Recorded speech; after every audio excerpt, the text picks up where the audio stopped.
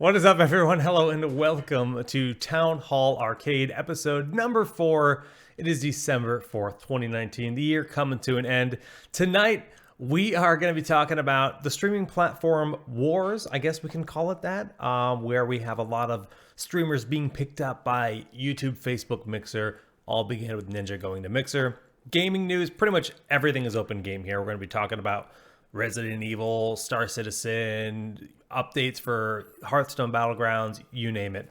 Virtual reality, basically Half-Life Alyx was announced. We haven't talked about it yet. What that means, what Valve is doing, and all that good stuff. And then kind of just an open chat / banter segment where anything is fair game, including Baby Yoda. Lots and lots of Baby Yoda. What do you think about Baby Yoda? What's up, Ryan? What do I think about Baby Yoda? I post it everywhere and anywhere I can to anyone who will listen to me. Which is very few people. Oh, absolutely. I've already had a couple people tell me to stop, so. I mean, I can't get enough of Mandalorian. I really can't. I think that's... I told someone at work today, I'm like, I literally count the days of the week by how many days until the next episode of Mandalorian. I'm debating waking up at 3 a.m. to watch it. Ooh, see, I want to watch it when it's dark out, and like that would work, obviously, at 3 a.m. Absolutely dark out.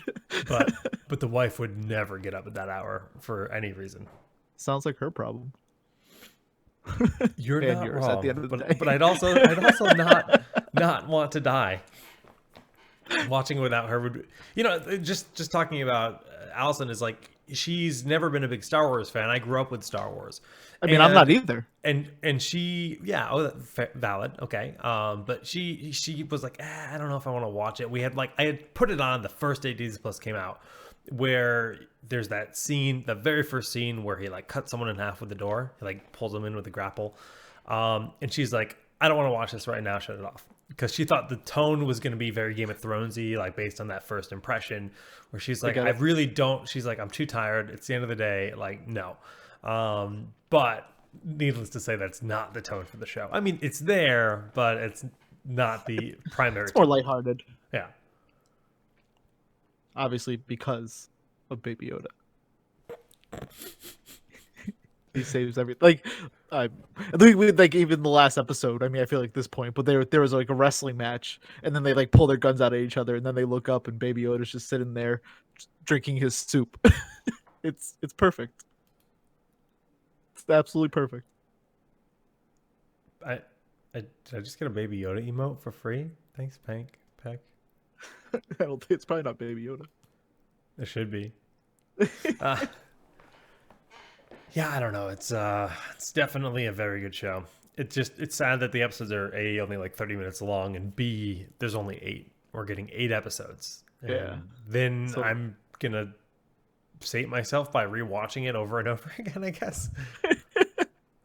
We have a Baby Yoda song now.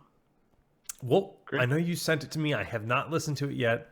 I'll let you link it during the open chat banter session.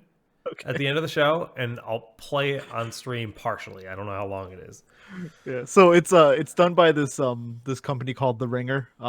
They're a company that actually was started by a gentleman who left ESPN, Bill Simmons, who I'm a big fan of, and they have all different. They have movies, game talk, sports talk, but 2 of the executive or like the senior producers of a lot of the shows put together. They actually did a parody song earlier. They're called Ice to Ice. And then they put another song together for Baby Yoda, and it's wonderful. It's based off of a song from Hamilton. Okay. Which Hamilton is obviously great music, so it very nicely translates. Isn't the wait to get into Hamilton like infinite years? I actually bought tickets back in June to go in February. And we had to basically, it's almost like San Diego Comic-Con. We had to go into like a queue to get into a queue to then get into possibly buying tickets. Jeez. Yeah, so. Okay, well, let's kind of just jump into our first topic of the night. We're going to be going into the discussion, the fact that we have a lot of top-end streamers, and not even like the tippity top, but enough top streamers moving to other platforms. Ninja is the ultimate example, he went to Mixer first, and that was a big deal. And then Shroud following him was also a big deal. We assume the numbers are in the millions for those guys because of how much reach they really have. And do you know what the actual drop looked like for Ninja? Like, he has like less than a quarter or what viewers? I feel like at his, I mean, obviously at his peak was a little bit different, but towards the end there, he was around like 30K. I feel like per Twitch session, and the couple times I've checked, he's been around 10K, which is still that's pretty nothing good to scoff at. Yeah, that's pretty good. I mean, at the end of the day, he's going to be making more money guaranteed. I'm just thinking Absolutely. I'm thinking about the platforms and how much they're benefiting from these transactions. Yeah, Then Jack Dunlap, aka Courage, moved over to YouTube, which when you think about his history, he's a Call of Duty guy. I actually he was one of the interns I worked with when I worked for MLG.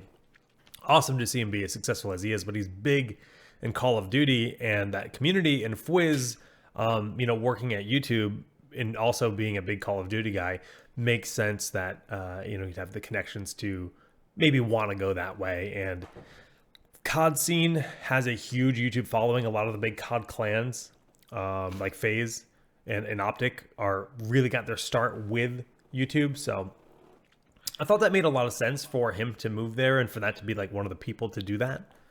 So, I mean, I watch Tim the Tatman, and he plays with JD all the time. And anytime they play, it's literally Tim is the only Twitch streamer. Everyone else is YouTube.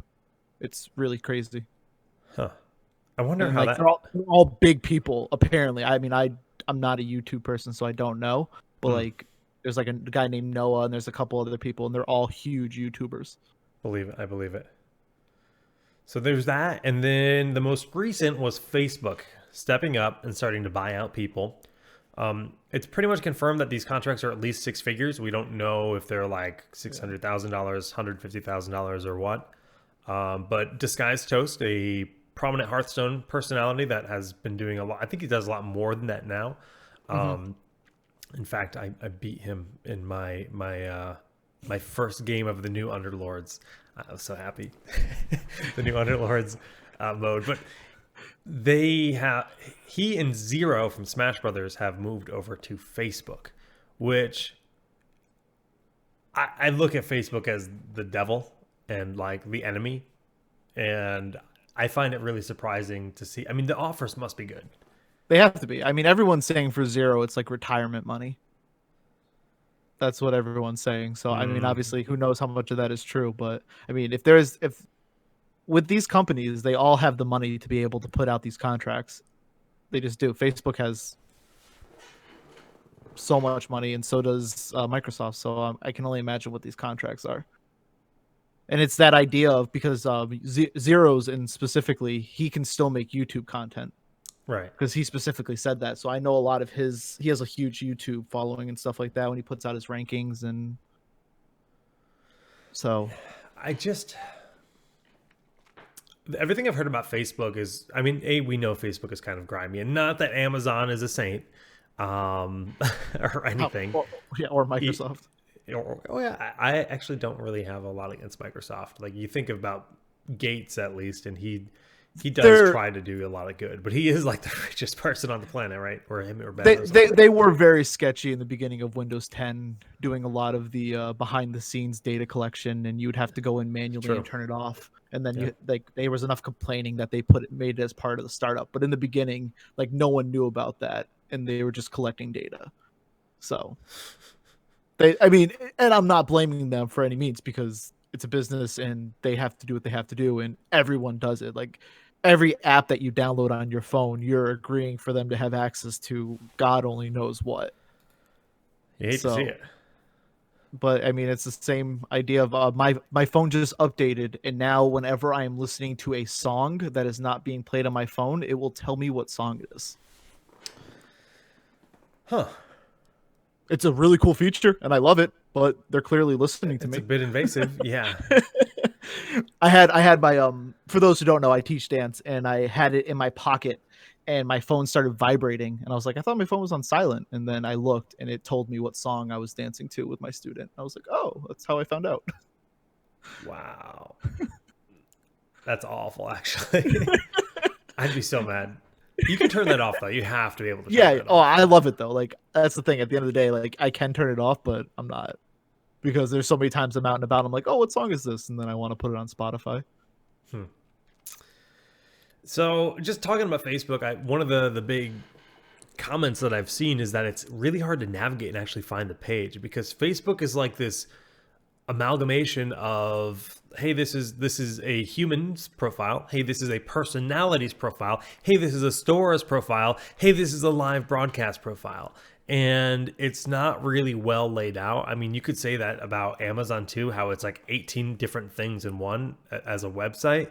But on Amazon, you're not trying to navigate and find a stream. Once you find the TV section, it's at least kind of separate. But it almost seems like Facebook needs to have an app or like a separate thing for viewing streams. Maybe they do, maybe they don't. But everything I've heard about the live streaming experience to just find their stream without a link that is actually kind of bad.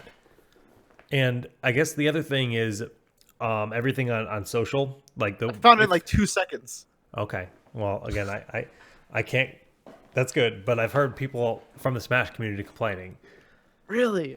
There's literally a section that says games. You click on it, and then it says, "Hey, Facebook Gaming. Click on this link." And then I'm watching Call of Duty right now. But if you want to go find a specific streamer, there is. So go to the search bar and search for Zero. Do that. Yeah, that Zero. Let's see what happens. So you just want to watch Zero's stream. You're a Twitch viewer of Zero. Go find his stream. Okay, I'm with that. So I work with a podcast network called Prediction, and there's a Smash Brothers show called Hard Reads. And one thing they were talking about tonight is also the fact that if that stream was in your feed, because that stream will literally appear in people's news feeds as like a live video. If they scroll past it on their phone, on browser, whatever, they said that it will count as a live viewer for X amount of time. Like, we don't know how long that is. But even somebody that just idly scrolls by, they count as a viewer. So the whole viewer count thing is going to be a little bit wonky with Facebook. And to go back to, once you got to the Facebook gaming page, you clicked on browse streamer, and then there's a search bar right there, and I found Zero. I mean, I'm not saying it's the most straightforward thing, and maybe I'm just smarter than most, but like, that did not seem overly complicated. You do work in IT, but still. But also, with that being said, go to Mixer's page, and that thing is sent straight from hell. Well, I'll take Facebook over Mixer any day. Really? Yeah. Oh God, I hate Mixer. I hate Mixer so much. Like, I've had like real life friends like go to Mixer, and they'll be like, "Will you come watch me?" And I'm like, "No." Yeah. Like, I will not follow anyone to Mixer. I don't care who you are. I am a bit of a. It looks like a bad mobile site, bad mobile game. That's what it looks like to me. Feels bad. But I can see it. Yeah. Well, either way, I don't see myself watching many streams on these platforms at all. And I guess kind of the discussion I want to have here, now that we have all this happening, obviously you need people that are going to be streaming regularly to help be the foundation of your platform. But I don't know if that's going to drive a lot of long-term audience to choose one or the other. I think the kind of thing that ultimately will drive an audience to exist long-term on top of this is, say, tournaments start getting exclusivity. So Smash events. If Smash events start, now that Facebook picked up Zero, if Facebook managed to get VG Bootcamp and all VG Bootcamp events are suddenly on Facebook, I think that is a big deal, because then suddenly there's this whole ecosystem for an esports scene with a regular, more, I guess, specific content. Because just watching, a streamer, there's you can go watch Nairo, right? Have fun watching Nairo on Twitch if that's what you're used to that platform, whatever. I'm no longer going to watch Zero because he's gone. Like, he's off my radar. Now I'm a Nairo fan. Tim's viewer count has skyrocketed ever since Ninja, Shroud, and Courage left. Yeah, those are his biggest competitors. He had like 30K playing World of Warcraft, which, like, when Classic first came out, it was close to like 9 or 10, and then everyone left, and now he's up to like 30. That's insane. Yeah, that's Yeah, actually insane. So I'm curious if we'll see that. I'm curious if we'll see Owl go to or something like that, right? Fortnite. It, all of these games have the potential to grab definitely not out. exclusivity. I don't think those top dogs will, just because they have the chance to hurt themselves. And really, what they want is they want metrics for their sponsors. It's Yeah. all about numbers for them, and Well, Twitch is the and even biggest Amazon outreach. is like Amazon owns part, not maybe not owns part, but they're buyers into Owl, so the Owl won't be going anywhere. Sure, fair, but I'm just saying, like, In general, I in the get it. future and where it might go, because um, I don't know. I don't see myself if there was a Smash tournament that I could only watch on Facebook. That's the only way I would watch a stream on Facebook personally. Agreed. Absolutely agree. Yeah, there's no.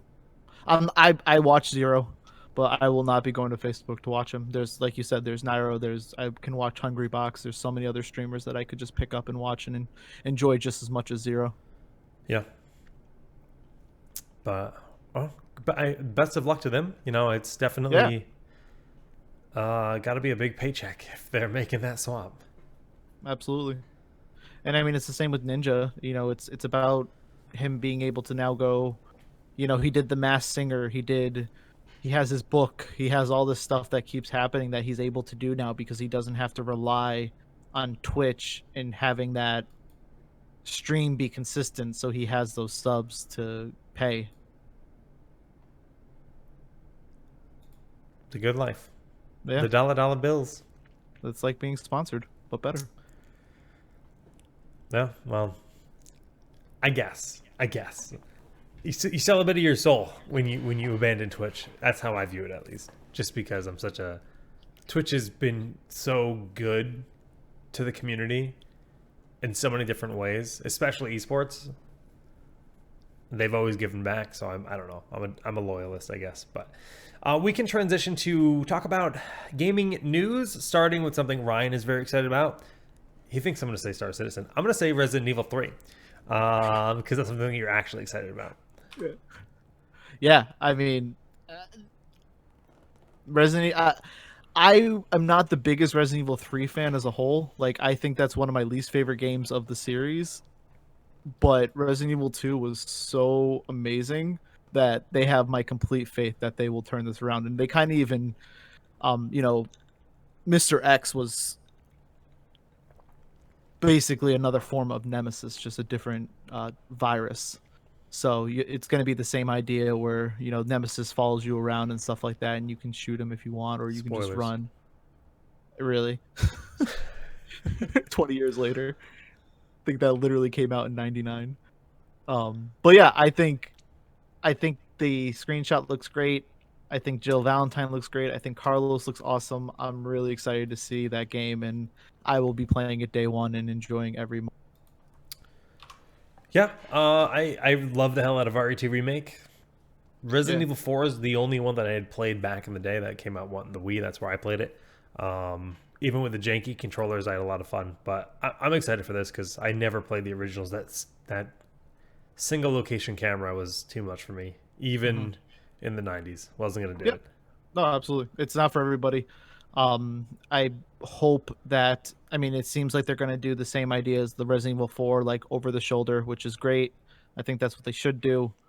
That it even the remake of Resident Evil for GameCube, and then they redid it again for PC. They kind of tweaked it. You Hmm. feel that jankiness of going forward, and then it switches cameras, and then the camera has you going back the way you just came. So then you just switch screens again, and Yeah. it in Even 1996 it was a wonderful thing. I mean, it was even like that in some of the maps in like Final Fantasy VII, for example, right? You still Yeah, experience yeah. those areas, but I don't know. We live in this glorious era where all these amazing stories are being rebuilt. I mean, Final Fantasy VII is what, March for March part 3rd. one? Yeah, that's March 3rd. great news. That is soon. And Yeah, that's even better because Last of Us got delayed, so I don't have to fight between the two of them because they were coming out like 4 days apart. they So I was probably gonna, I delayed was them lit, on and purpose, it came honestly. out on a Friday. I was taking off Friday, and I was gonna play Last of Us all weekend, and then Tuesday I was taking off because of Final Fantasy. Well, other news: Deathwing launched in Heroes of the Storm, and there's a new Brightwing skin that is Deathwing related. Looks fun. I do intend to hop in and Oh, play. I actually just want to go back real fast. Sorry to cut you off. I Sure. am starting to get excited about the Project Resistance from Resident Evil, the What is that? asymmetric game that they're making. They're making like a Dead by Daylight, but more. Oh, So it's going to be like you're going to have Mr. X, like the Nemesis, as like the monsters, and then you're going to have four like stars characters like fighting him. It's going to be more like evolved than Dead by Daylight because you're not going to be completely helpless against these guys. And it's going to be like a fight, and like zombies are going to be coming in and stuff like that. So interesting.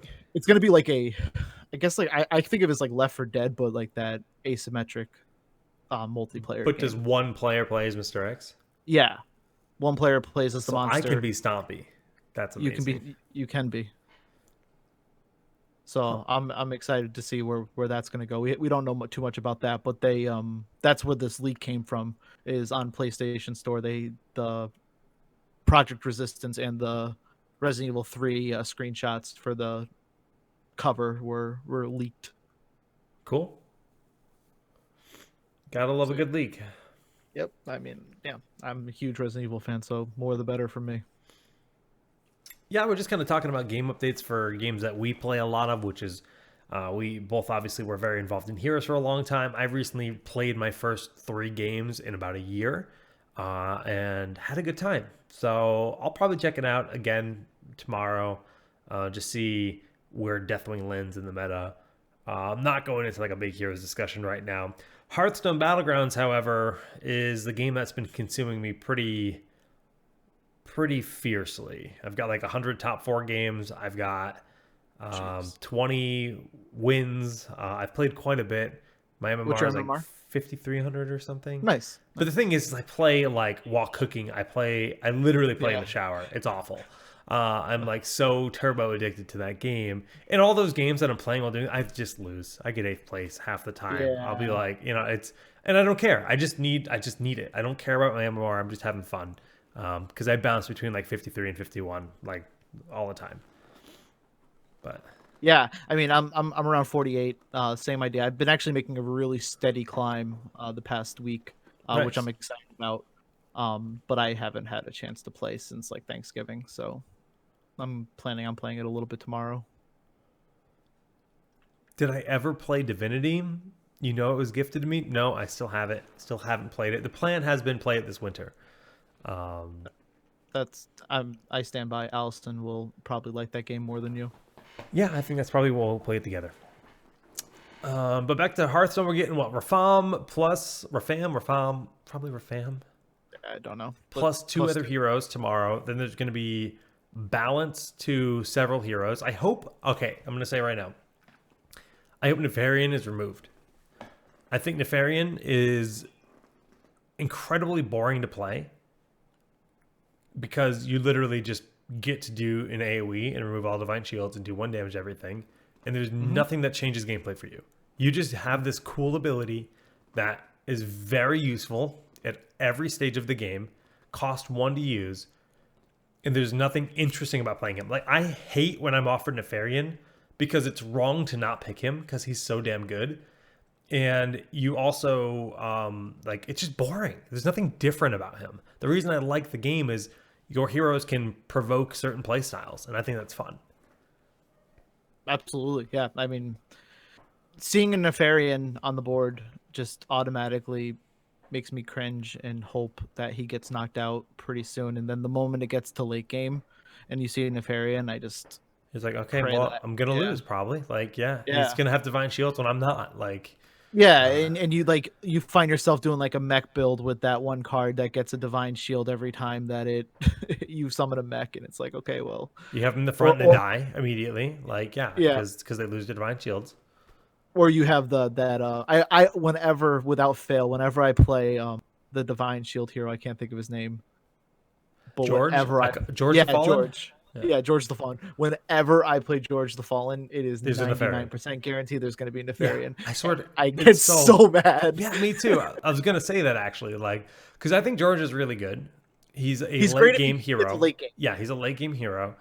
But like if there's Nefarian, you're gonna lose. And I've lost so many games just because there's Nefarian there. But whatever. It'll be fun to see what the new heroes are. I think that I would put money if I was a betting man that Nefarian's either going to get his thing's going to cost 2, or they're going to remove him. I think they just need to remove him, just because. Yeah, I mean, I agree. Yeah, I think the game would be better off without him. And then the 2 cards. There's a Murloc card. They both sound good. Murlocs suck late game. There's nothing that gives them anything useful. The new Murloc. One's a demon card. Yeah, one's a Murloc and one's a demon. Oh, I thought you said they were both Murlocs. Sorry. I might have said that. It's possible. Okay. But Murlocs have a 5-drop that is a beast card that summons Murlocs. There's no synergies that make that good. Like no one wants to get that card. That card actually needs to just be removed. The beast that summons Murlocs. But the new Murloc they're adding, I think it's a 6/3 where his battle cry gives all your Murlocs 2/2. So when you play him, your whole board of Murlocs are going to get 2/2, and then when he dies, he gives them 2/2 as well. So he's like an interesting he'll synergize well. Like battle cry cards are going to synergize very well. Like brand that gives your battle cries the double activate are going to be really, really good. I mean the brand card, not the brand hero. Yeah. They're going to be really good with Murlocs, and Murlocs will be more viable as a whole. And then we're going to have demons, where I'm not too sure how I feel about this, because the way the game works, if you guys don't play Hearthstone Battlegrounds, the only buffs that are retained on your cards are buffs that happen during the shop phase, not during the combat phase, right? Because they'll keep all those buffs that happen during the shopping. So the new Warlock card is every time your hero takes damage, the card gets 2/2. So in order for that card to actually get stronger, you have to damage yourself. There's only one card in the game that damages yourself, except for 2 cards. It's completely reliant on the dude. The one star dude. Yeah, it's completely reliant on him. And then I guess there's the demon, but it's like maybe that's enough. But I mean, in theory, if you take damage, does it work then? No, because it's combat phase. So it wouldn't. Okay. It would not retain. It would not retain. I mean, it's possible that's the end of combat, so maybe it holds it. I don't know. But I don't think that damage would stay. I think it's purely the damage you're doing to yourself, which is cool, right? Like that's a fun mechanic. But it only lasts so long. Isn't it a 5-star? I think so. So like I don't see why it would ever be useful, because by that point you're going to have Mal'Ganis. I think your hero is still taking damage. I don't know how the game reads that, actually. I don't know the interaction, because it's still hitting your damage, but you might be right. Sure. Yeah. So it's really weird. I'm excited to try it though. I like demons. I think demons are very fun. I'm coming around to them. I had a really hard time with them in the beginning. I don't know. I just wasn't pushing for Mal'Ganis early enough or something like that. But I've had a couple games recently. You can't really push for Mal'Ganis early, but you do need to hit 5-star. I mean, correct. That's what I mean in the sense of I don't think I was going to 5-star quick enough, and so by the time I was getting to 5-star and searching for Mal'Ganis, I was already down to like 4 health, and it was just too late. Those are the best games when you get Mal'Ganis at 4 health, and then you start getting the not Doomguard. What is it? Pit Lord. When you start getting the Pit Lord that gets more health. I mean, you saw my 200 health Pit Lord, right? Is that Pit Lord or no? I thought that was is that Pit Lord? Okay, we'll say Pit Lord, but I did see that. There's 2 Pit Lords, and I don't know their names. I can't think of it, but I had a 200 HP one with like 40 attack. It's like, yeah, I'm gonna win this game. No, I didn't win the game. I actually lost to Murloc Poison, but feels bad. That's where it is. Murloc Poison, gotta love it. Fun game. Gonna be checking that out more in depth tomorrow.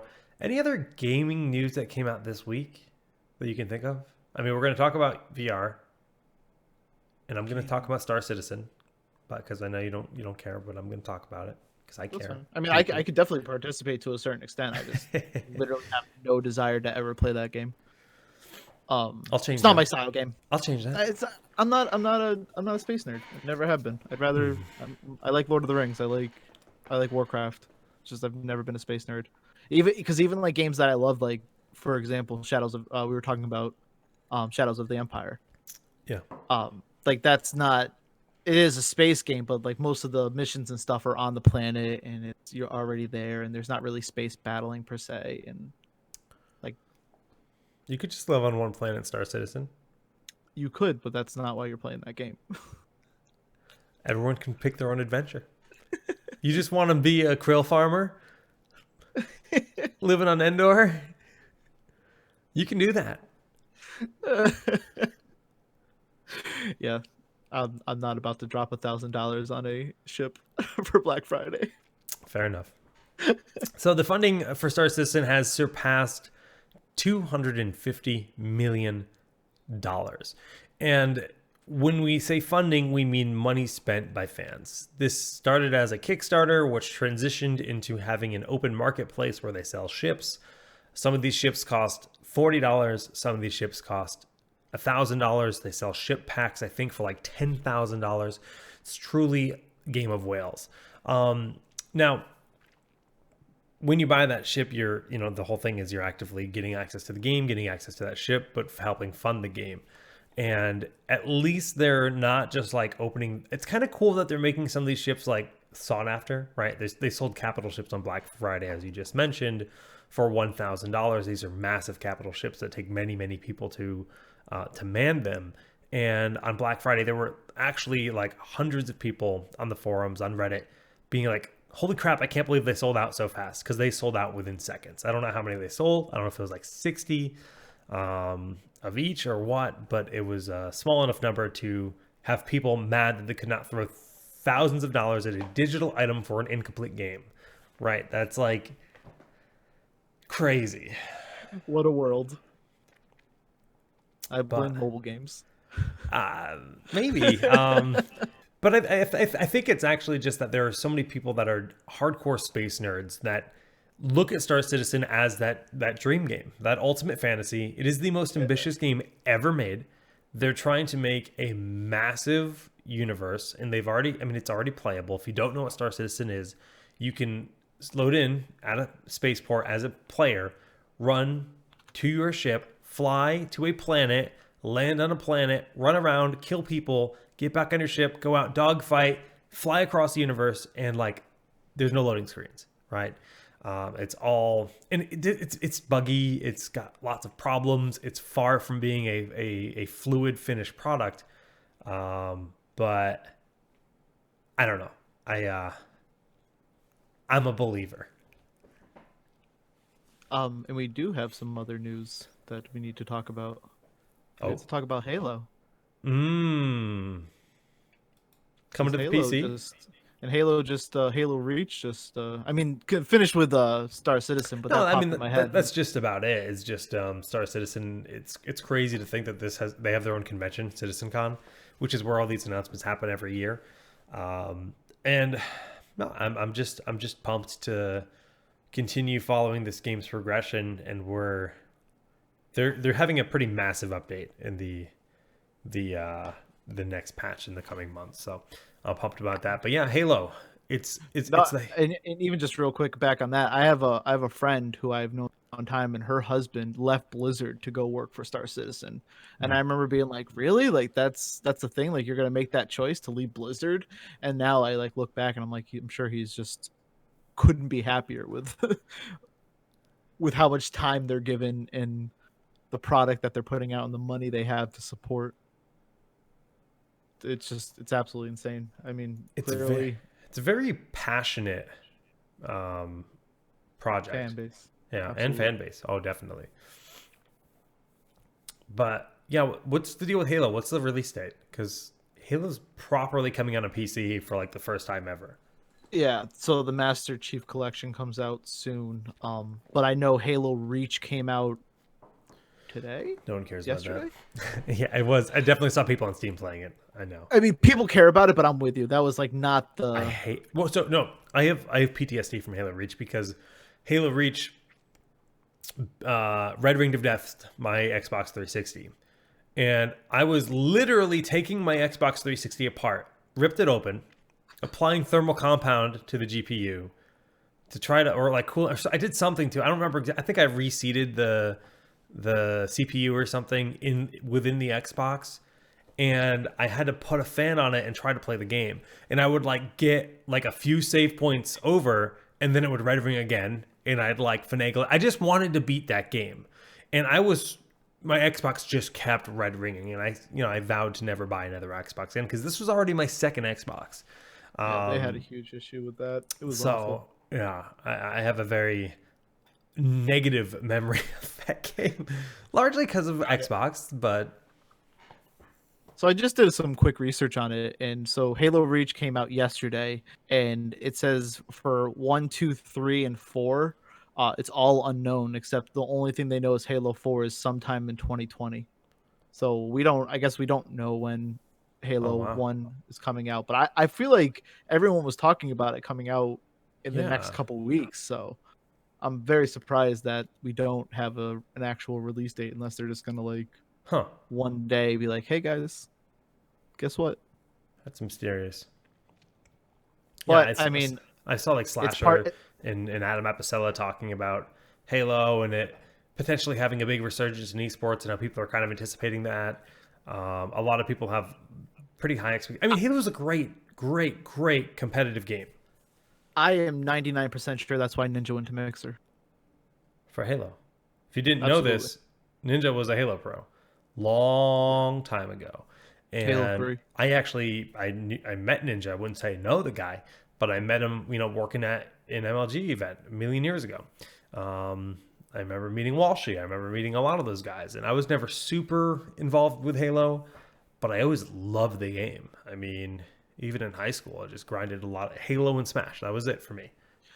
Halo 1, I hooked up my Xbox to my actual computer, and you could run a looking for group on your computer, and then you would play via the internet before like Xbox That's Live was a awesome. thing. That's how much me and my friends loved Halo. Yeah. I mean, people went so far out of their way to be able to land Halo 1 even. Yeah. Um, Oh, that's what it was. Halo 1. We uh, wanted to play. We all got in the room together. We four screened it, but then we okay, would play against other four stacks. we're talking about Halo. We're talking about 1, 2, 3, and 4 all coming to PC. Which one is the esport and why? You pick one title to make it the esport. Probably 3. Really? I would say 1 or 2. I mean, I think maybe nowadays because you can actually balance. I would probably go with 1. I think 3 was the best online experience for Oh, me. that's irrelevant though at this point because online was obviously better then. If Well, we're I talking mean, about even in the modern sense of like, matchmaking and yeah, I mean, even in the sense of like balancing and stuff like that, and like the maps were a little more you can always add advanced. maps. You can always add maps. Well, then at that point, just say it's a Halo esport and everything's combined. Maybe, but Halo 1 is interesting because the pistol is so freaking broken and everyone has it, right? You Well, start with the pistol and everyone has it. So yeah, that's a game where I feel like everything's really strong. Halo 2, I feel like the power weapons, the rocket launcher, the sword, those things are like super busted in 2. 3, the sword more so, I would say almost. Um, is 2 where the BR was super prominent or is that 3? that was 2. That was 2. Yeah, 2 is the one that I like the most when I'm thinking back on it. But it's still 3 is the one with the single shot BR, not the Yeah, triple. The single yeah. shot, like And seven rounds or something. so as we're having this conversation, I'm realizing that I have all these great Halo stories. So Halo 2 was actually leaked in French before like a week or two before it came out in the US. So we Merci. downloaded we downloaded we downloaded it in French and played it on a modded Xbox like 2 weeks before Halo was out. The And dream. you had our my god, I'm sorry, I'm blanking on his name. Um what's the little robot? Cortana? Anyway, no, it wasn't Cortana. Didn't you have like a robot that follows you? Or anyway, not important, but I don't you, remember.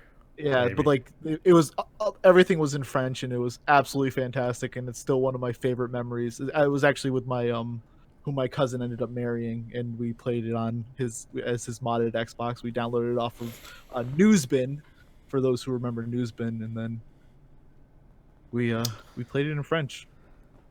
Wow.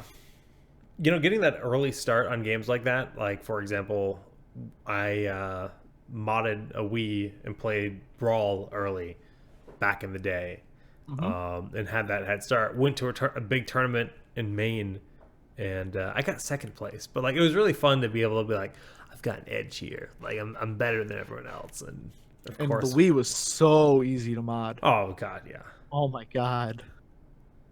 So was the Switch apparently, but if you ever let that thing go online, they'll abandon Shut you down. Yeah, but yeah, I'm looking forward to Halo though. I've been thinking about like, okay, what multiplayer games where it's like that are team based that I'm excited to play, and honestly, like, I would love to just sit down and play some Halo. That sounds really fun.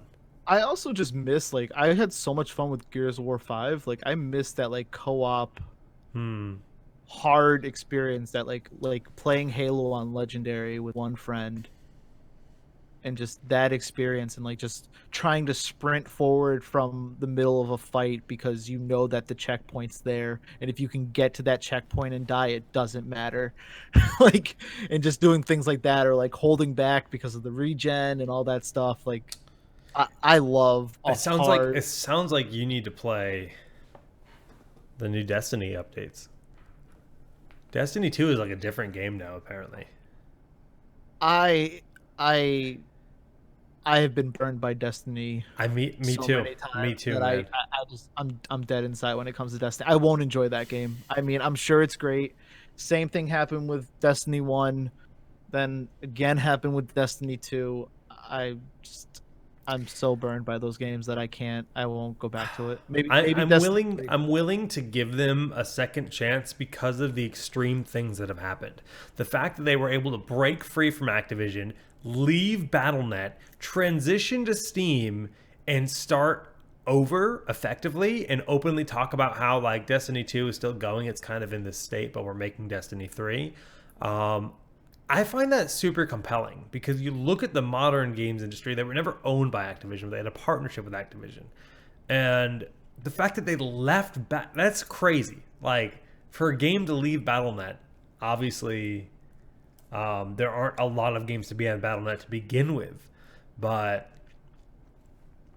I think it's crazy. I think it's pretty cool. And good for them. I'm a Blizzard fan, obviously. Like, I love BattleNet, but I've heard nothing but good things about Destiny in the recent days, but I can't say I've played it, and I can't say I've watched anything. Good for them. I'm happy for them. I really am. I'm excited for Destiny 3. I will not be playing Destiny 2.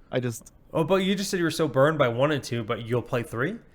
Because I'm a sucker. I am. I absolutely will. I know I will. I might not play it right away. Maybe I will. Let me ask you, why haven't you touched Borderlands 3? Do you have any interest in Did you play Borderlands 2? I forget. I did. I played Borderlands 1, 2, and the prequel a lot. I don't want... I think the prequel gameplay was really good, but I didn't enjoy any other aspect of it. Same. I think Borderlands 2 is the better of all those games. My favorite Borderlands game is actually Tales of the Borderland, which is the Telltale. I never played that. Yeah, Telltale. Which is that's my Telltale. That's my favorite one of those games. But I haven't played Borderlands 3 mostly because I don't want to have another. I have Epic. I just don't want to buy it on Epic. I'll wait for it to be on Steam, and even then, I kind of, man, Randy is he's hard to support sometimes. I don't want to give him my money.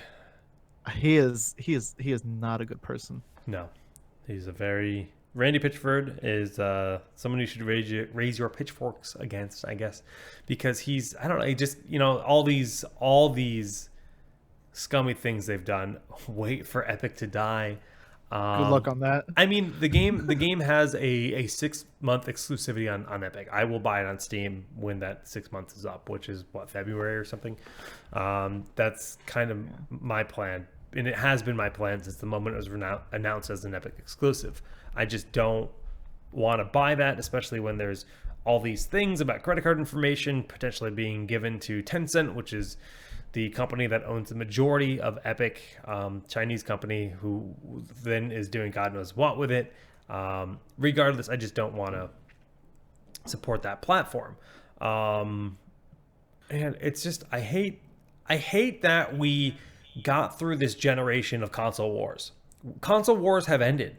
There's cross-platform nowadays for all these games.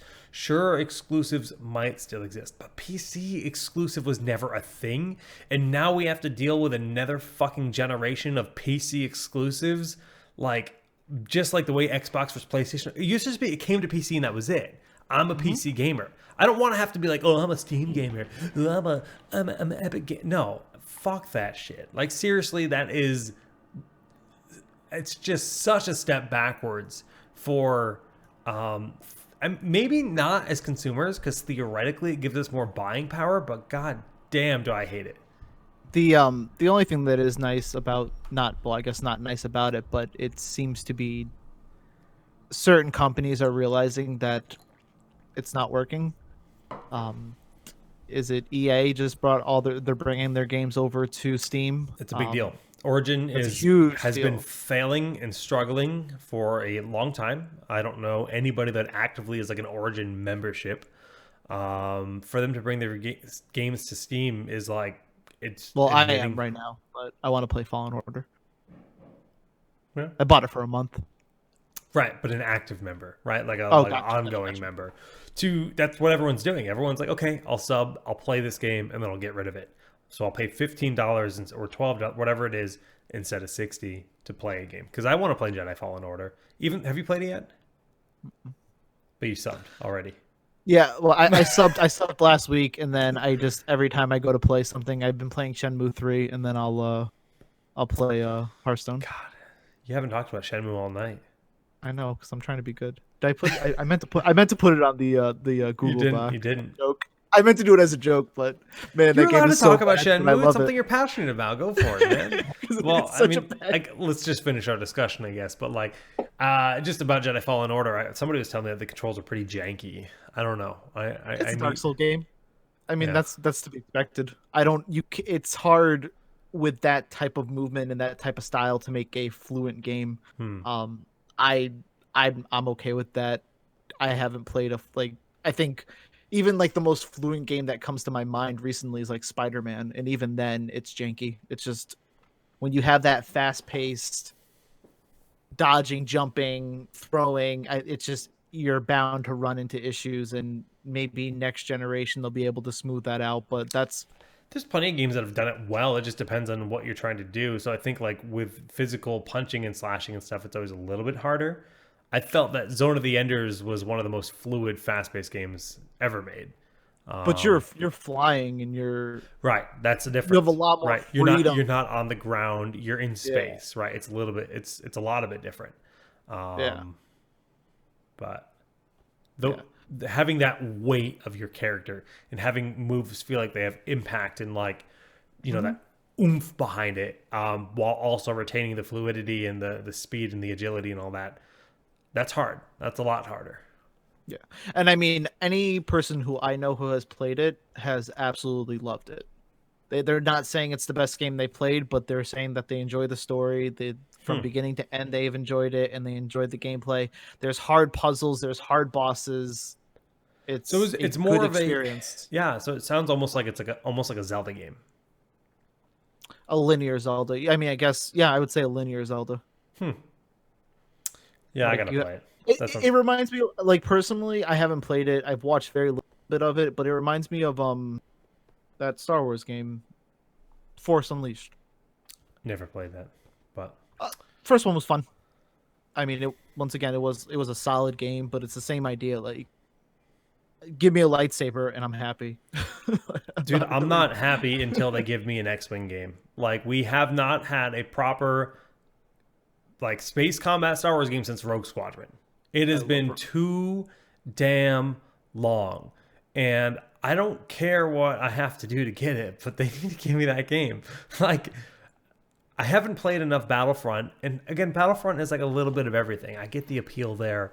It's not a good game though. Well, obviously its launch was riddled with controversy, considering the microtransaction model and how everyone was like, okay, I'm going to pay $40, I'm going to get Darth Vader, and I'm just going to be a better player than you. Like, it was very flawed when it came out. So that game is forever scarred, but I just want a proper flight sim game. Yeah. I mean, that'd be. I don't know if you'll ever get that because I feel like everyone wants. It would probably be a mixture of both. I can't imagine them making Yeah. just a straight flying game. Because even like Well, when you're they're going to give playing me a Elite flying game. They're going to Dangerous, give it to me on my freaking phone. That's what they're going to give me. I'm going to be super tilted, and I'm still going to play it. Will the show be on Spotify? I still have to set up the RSS feed, but it will. Yes, it will. but yeah, I mean, I'm excited to play it. I'm excited to play. I think Star Wars is a great universe. It's not my favorite universe, but I do enjoy. Well, I have a history of enjoying the games between Rogue Squadron, Shadows of the Empire, even the first Battlefront. Hmm. Yeah. So I'll definitely play Fallen Order and hopefully be able. I mean, I think it's only like a 20-hour game. I say only, but Yeah, that's pretty good.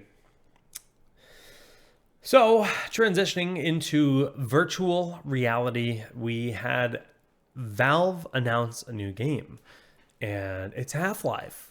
The whole world should be freaking out. Of course, that's not the case. It is and it isn't. So I find this to be a super compelling thing. I'm excited. I'm hopeful. I'm optimistic, and I'm excited about this for no reasons involving Half-Life, which is the weird part here. Now, I have to clarify. I only played Half-Life 1 and 2 for the first time. I played every single one of them, but I only played them in the last 3 years. Maybe it was 2 years ago. Maybe it was 3 years ago. I don't remember. Loved the games. I think they deserve all the praise and excitement they've ever, received. But I avoided them because I was always waiting for Half-Life 3. I'm like, I don't want to play until 3 comes out, and then I'll enjoy them all at once. Well, obviously, we're still waiting. lol. But, lol. So I've watched all the content. I've watched all the discussions about Half-Life Alyx, and I really like a lot of the elements we're getting. So it's a virtual reality. It's between 1 and 2? I thought it was a prequel. I think it's a prequel, but I also think it's like an in between. I don't. Maybe it is just a full prequel. I forget. But regardless, it's the Half-Life world. It's a lot of the Half-Life things we expect to know and love, but done purely in VR. They had the conversations about why they chose to make it a full VR experience versus VR being an option. And you are correct. It's before Half-Life 2. It's before Half-Life 2. Yeah, it's between 1 and 2. So it's going to be a point in the story that's like really compelling to the Half-Life fan, right? It's not just like all this nonsense before 1. It's when the shit's already gone down between 1 and 2, which is a compelling enough setting for me to be excited for the world, which I think is a correct decision on their part. If they had made Half-Life 3 a VR-only game, that would be a huge red flag, a huge no-no, absolutely not allowed. So let's just kind of look at Half-Life and Half-Life 2 and the things that were born out of it. Half-Life 2 in the Steam Workshop brought a shitload of tools to content creators, people, you name it. Stuff like Counter-Strike, Team Fortress, all these things were born out of the engine, the source engine that Half-Life birthed, right? So it's a critical foundation block for all of that. Half-Life Alyx is the first ever AAA virtual reality game made. Many AAA studios have made virtual reality experiences, but they've distinctly said this is not an experience. This is a full-fledged $60 product, full-fledged game, start to finish story. And with them doing that and creating all these assets and creating all these tools and pushing forward the technology with the Valve Index, I think it's going to be a big step for VR. I'm can't say I'm truly excited. There's a lot to be desired from me with this game because I just don't know a lot. One thing that I think is kind of putting me off to it, weirdly enough, is that it's really soon. When is it It's come out? coming out March. I They've don't been know working if on the this for a long time. I know, but I don't know if the technology is quite there yet. So I'm really curious to see more of it. So the big saving graces for me, and in my opinion, the most important thing is I don't think this will be a good experience with a Vive controller. For example, like I have a Vive controller right here. What is it? Okay, so it's very similar to Right. the Oculus. Oh, it's a little different. It's a little bit different, but like on this controller, you have like your trackpad and your movement. Here, you have a trigger for guns. And then you have these super awkward buttons. There's one like way up here, and then there's like ones like way down here. Whoever designed this controller designed a wand that would function with the technology, like the actual wall mounts that read your movement, and then they slapped on buttons to the side, and that was about it. That's how I perceive it. I hate this thing so much. I find it to be just a horrendous controller for anything that isn't Beat Saber. Beat Saber, you just flail around with it and it's fine. But I do not like this thing. So the Valve Index controller, luckily, is compatible with all the Vive stuff I have, and I can just buy that. Granted, it's going to cost me $280 when I end up buying it, but at least I get Half-Life for free with it. Oh, that's cool. That's really cool. It comes with any Valve Index product. So if you just buy the HMD, the head-mounted display, if you didn't know what that stood for, that's the actual visor. You just buy the controller, whatever, you get Half-Life Alyx with that. So I will be buying the controllers ultimately. But they just kind of show off their controllers, which I think is the big step up in technology. This is a random video on YouTube. They have basically infrared scanners on them, so that I believe that's the technology that probably reads your tendon movements and can understand which finger you're moving, thumb and all. So it's going to mimic your hand grabbing motions, and you'll be able to, juggle something in the air, pick up an object. And I think that's going to be a pretty immersive experience, or I hope it will be overall for what the game is. But I guess do you want to talk about the controller? Do you have any thoughts on it? We've had this conversation before. I'm really excited for like the next generation of VR. I think this is the first step towards that, though. Yeah, agreed. I completely agree, and it still looks really uncomfortable. Maybe I'm not sold on it by any means, but I love where it's going. I have a VR system. For me, it is a Beat Saber machine. So is mine. So every other thing I do, like even. So okay, so let's just kind of talk about that. I recently tried Elite Dangerous, and I thought it was actually pretty fun. Elite Dangerous with VR, and this is a seated experience where you're sitting down. You have a joystick. I play with a joystick and a HOTAS throttle, so that it's like a pretty seamless, like I'm in a cockpit experience. I'm looking around at all the things around me, and I also have this. The biggest barrier for me there is I don't know my way around the joystick that well, and I need to like kind of figure out physically where the buttons are since I can't look at them. That's the biggest challenge for me in that setting. Now with Half-Life Alyx, I'm 90% sure that in their interview, they talk about how you can choose to play the game seated. If you want to play it seated, you can play it seated, and you'll just move. That's awesome. You'll move purely with this, or you can play standing, full room space, whatever you want to do. You kind of pick your own experience there, but you have to play in VR. Now, if you're playing seated, you're not going to play right in front of your monitor and accidentally punch it when you're reaching to grab a gun in the middle of combat, right? That's going to be an awful experience. So you'll have to kind of... I literally moved my setup so I can push way back and play like this, and I'll figure out the mic at a later date. But it's interesting, at the very least. I think it'll be a very compelling experience. Because did you watch my Skyrim VR stream? Yep. Did it once, never again. It didn't look fun. It was not fun.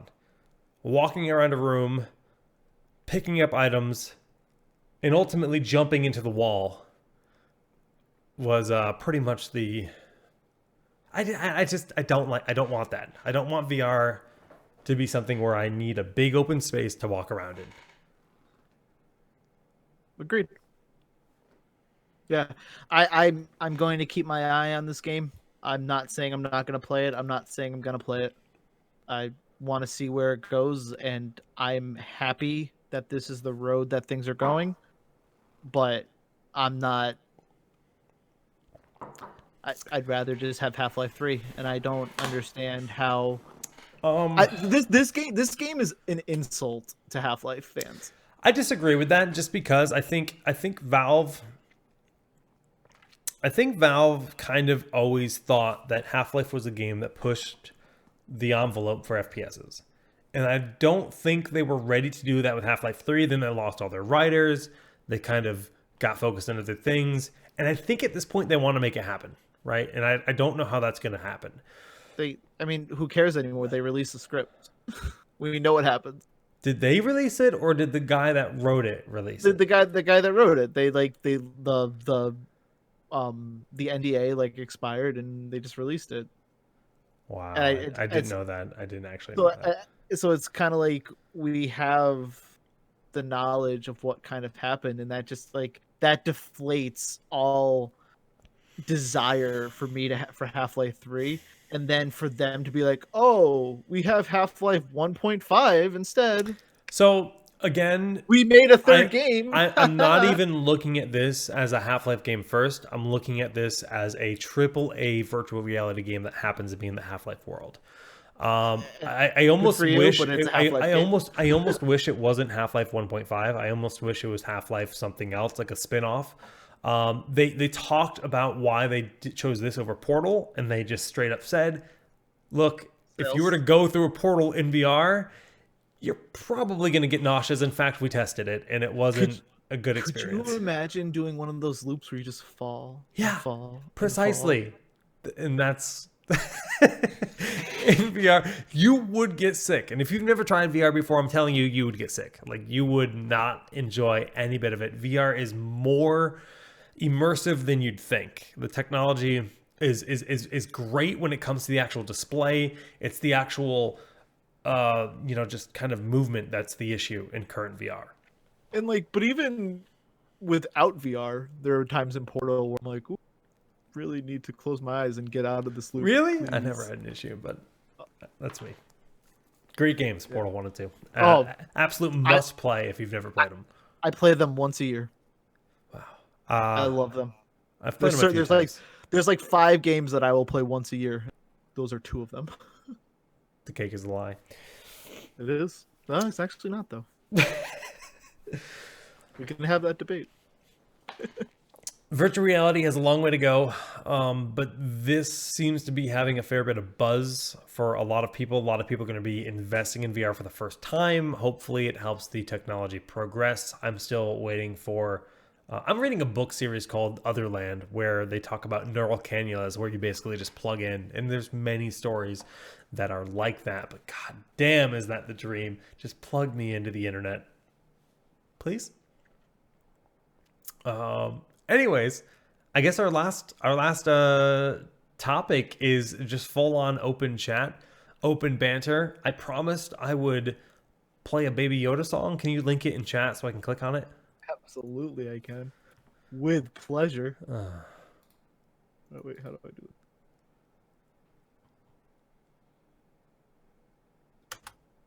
That should be it. Let me double check. Yeah. I can honestly say I sent this link to at least 20 people. You sent this link to me to how many people? At least 20. Between Discords and people and coworkers, this was sent to everybody. It's just about loving Baby Yoda. Yeah, it is about loving Baby Yoda. It is a song in Hamilton about The little clip of him just zooming in on Baby Yoda's face, I've done that so many times. Just laying in bed. Oh, he spit the frog out. What a cutie. the song in Hamilton is about like loving your kid and being there because you're like their father wasn't there for them. And now it's a song about Baby Yoda.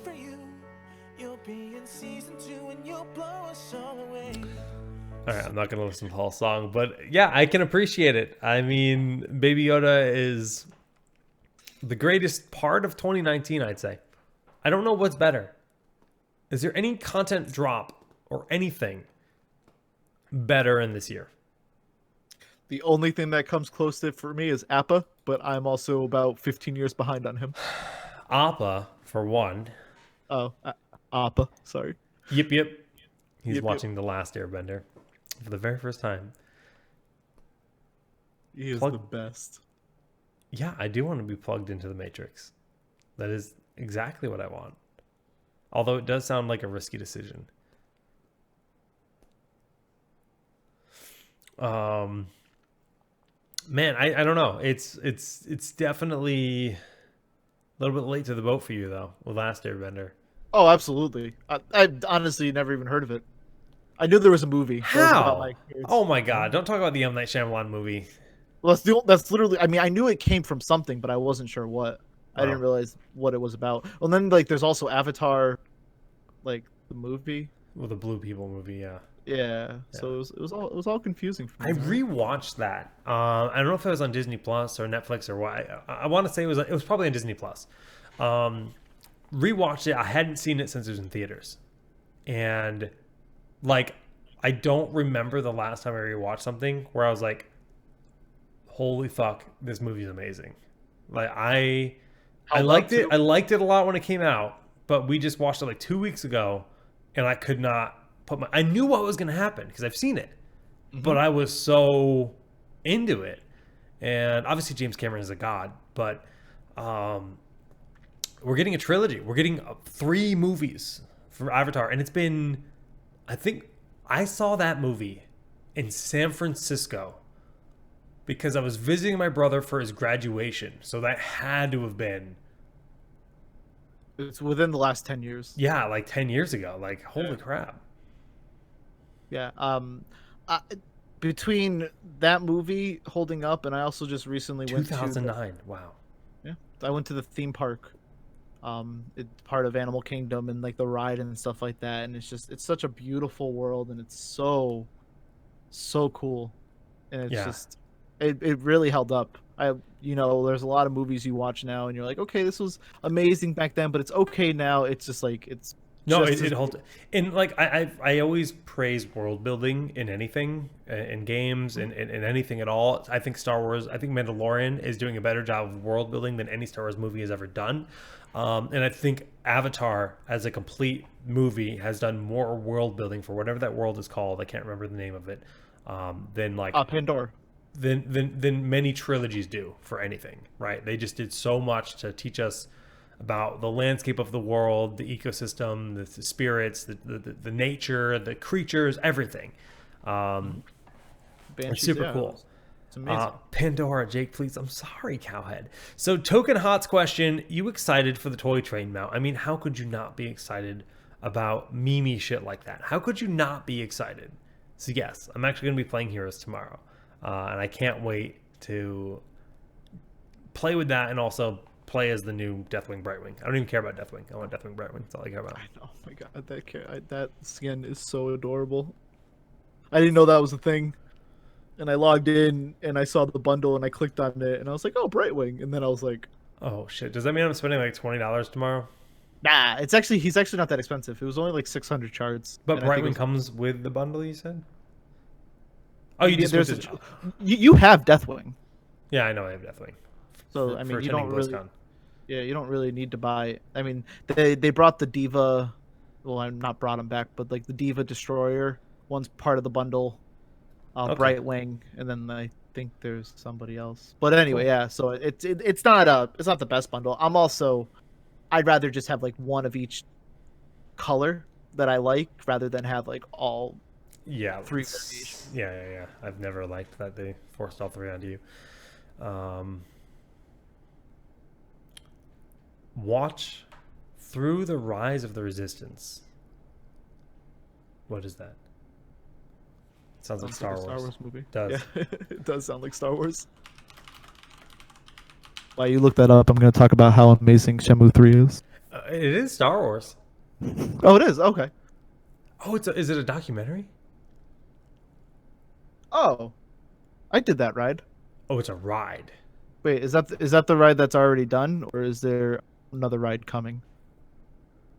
Because that was the ride that I went on with Kai and Starby and Yo, why would I watch a video about a ride when I could like just wait and experience that ride live? I'm sorry, that's weird to me. Like, why would I want to spoil it? I'd rather just go to Disney. Smuggler's Run. That was fun. I enjoyed that ride. We crashed a lot. On the Millennium Falcon. Yeah, you like one person's the pilot, there's two people who are the gunners, Oh, and then that's there's cool. like a navigator and stuff like that, and you have to like hit buttons as things happen. And like there's two pilots, one who goes like up down and one who goes left right, and you have to like do it. And if you don't do it correctly, you like damage the ship, and then at the end you get like a point system. I mean, Kai so and it's the Buzz Lightyear ride, but infinitely better. yeah, it was like 1,000 times better, and we Hmm. crashed a lot. I mean, sounds about right. It was fun though. I had a good time. The what was the old Star Wars ride called at Disney? Cowhead's gonna get me on this. He's gonna know.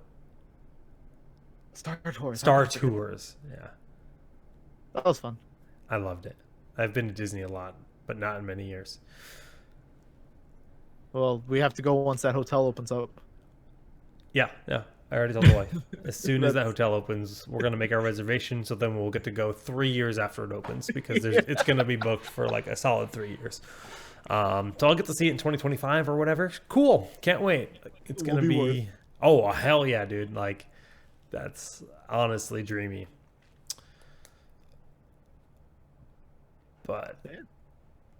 I don't know. Beyond that, is there any holiday? I mean, it's so weird with Mandalorian being as good as it is because I would normally be super hyped about the finale to the Skywalker saga. Right? We're getting episode 9 in weeks. It's a matter of weeks now. 3 weeks. That movie Yeah. will be out, and I don't. Are we 3 weeks to the day from Christmas? Holy shit! Yeah. Wednesday. Holy shit! But I'm also not like I'm not that hyped. By the way, get your Christmas presents bought because I got to do that like tonight. Now that I'm like 3 weeks. Okay, I got to order shit. I can't believe that. Yeah, that's insane. But I mean, also we have Witcher Netflix this month too.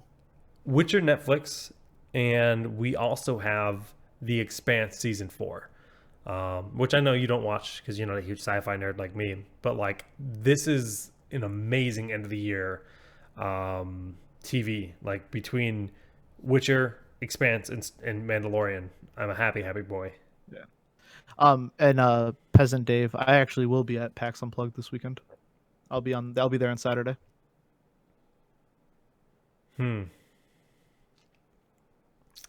Yeah. I am not as much of a tabletop guy, even though I like D&D. I've never been to PAX Unplugged. How different is it from a PAX Easter Prime? It's about a third of the size, maybe. It's a lot less people. It's a lot more precise of a audience. It's fun. They have a lot of good Adventure League stuff if you're into D&D. They have, just like PAX East, they have the board game area. Plus, they just have like a lot of miniature. It's just like that area of board games expanded like 3 or 4 times. Um, they have a lot of good panels. They have a lot of good live D&D performances. It's fun. I enjoy it. I go with a couple friends and we spend more money than we should and play board games once. He's gonna and buy then that play mystery it. box again? No, I will not buy that 'Cause ministry. I think you got burned pretty hard last time, right? Yeah, last time was pretty. You get like awful. you spend like $80 or something. I think it was 50, 40 or 50. And then we there was 4 of us who bought it, and each of us got the same game, and then the rest of us at least had like one matching to somebody else. There was one game that we all got, and then like I matched with Steve, and then Steve also matched with just like so on and so on. So it was like we at the end of the day we only ended up with like, say if there was 30 games across the board, we probably only ended up with like 22 to 20 unique board games, which was kind of sad. So it was clearly like, whereas past years it was like when you bought it, everything was completely different. Whereas it started to become a lot more mainstream and like mainlined. Theories about Baby Yoda being tied into Rise of Skywalker or even Teen Yoda, please no. Fuck that shit. I'm gonna be super pissed if they do anything like that. That would don't ruin the Mandalorian with the fucking movies. The Mandalorian is perfect. Leave it alone. Leave it separate. That's my opinion. My body is ready to come on and chat about the Expanse season 4. Just saying, Peck, real talk. Maybe me, you, and Luminaire will start a Star Citizen podcast or something instead and talk about space shit in a different podcast, because I'd be down to that. Because it was also asked if I gave up on Star Citizen. The answer is hard no. I was talking about it earlier on the show. I'm very excited about the future of that game.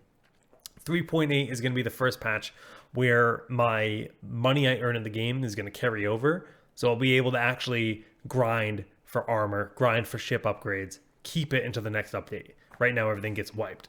So I'm pretty freaking hyped to start grinding more Star Citizen in the future. And I'd be into doing a podcast potentially with you and Luminaire, but because Ryan wants nothing to do with that.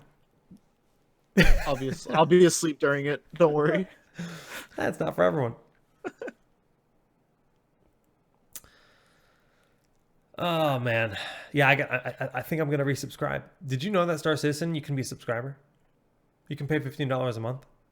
Good for I them. did that for a full year, because if anyone does that for a year, they get their name built into the universe somewhere. So there might be a planet called Solid Jake, right? There might be an NPC called Solid Jake. There might be a gun or whatever. You know, I don't know what it's going to be. It could be a rock. I don't fucking know. But that's something that they owe me because I subscribed for a year and then I canceled. Did I ever tell you about how I'm in a game by mistake? Basically. What? There's a battle tech game. It's the Irano Federation is like the big thing, and one of the quests you do to help with them is called Ryan's Fate. Oh. That's amazing. So I got a text message one night from a friend who was playing it, and he's like, "How'd you get in this game?" I'm like, "What are you talking about?" I was like, "I apparently impressed someone really nice one night when I was drunk." Yeah, that's awesome. But yeah, guys, I don't know. I think that's pretty much the news for the week. I mean, we talked a lot about the streaming platforms, video games in general, virtual reality, and then just banter with the chat. I think we might eventually have a more defined chat banter segment in the future. But that's gonna be our 4th episode. Any final thoughts on life and stuff? I can't believe that the decade's over. That's about where I stand. That we are going into a new decade in 27 days. 2020 new moon. Yep, that's pretty much where it stands. And as far as I mean, there's so much coming out. There's so much to talk about that I just look forward to the next episode. What's the best Discord to chat with me? My Discord is actually linked at the bottom here. There's an entire Discord server. You can just type !Discord in chat as well, and that will bring you there. And you can find my account on that Discord as well. Do you mean literature RPGs as in like tabletop, or what do you mean by literature RPGs? I don't even know if that means literature. I'm making a huge assumption here. Yeah, I don't know what lit RPGs are either. Like, are they like lit? Are you toked? Are you blazing it and playing RPGs? Like, are they like really fun and so they're lit? Like books based on, huh? Oh, so like the Warcraft. I've read like the Warcraft books. So literature, but RPGs. Yeah. I've read all the Warcraft ones. That's pretty much where I stand. I mean, I know there's really good Halo ones. I know there's really Witcher ones, but there's other things I'd rather read, I guess is the worst I way to don't put think it. he's necessarily. He said Ready Player One, so I think he's talking about unique Oh, literature got it. that's based on RPG. Ready Player One is phenomenal. It is largely good because of all the '80s references, but I still think it's a phenomenal book. The movie is atrocious. Um, My friend wrote a book called The Holder's Dominion, which is based in an MMO fantasy world. That was a while ago. I'm actually in that book because I met her through Warcraft. All my old Warcraft guildmates are in it. Wow. I think my favorite literature RPG is the Dresden Files because I think that would qualify. I need to get back to reading that. It's very RPG-esque in the sense that there's a party that's formed. You got like a mage, you got like a paladin. He definitely levels up. They definitely level up, and it's a long book series. All the books are fairly short and episodic. Eventually, they become less episodic and more of an overarching story. But I think that would be my answer to that question. Yeah, I'm reading because with the have you watched any of his Dark Materials? No, not Oh, yet. it's really good. Yeah. But I've been reading the new books from him. He came out with another Book of Dust. So I've been reading that, enjoying those. If we are gonna try to hook you on Dresden Files, just to give you a quick overview, it's modern day, basically starting in the '90s. Chicago. He's a wizard for hire. He's basically just saying like, "Hey, look, I'll help you find lost articles." Blah blah blah. But he's a sincere like wizard. That's the main character, Harry Dresden. Each book he deals with different problems, whether it be vampires, werewolves, whatever.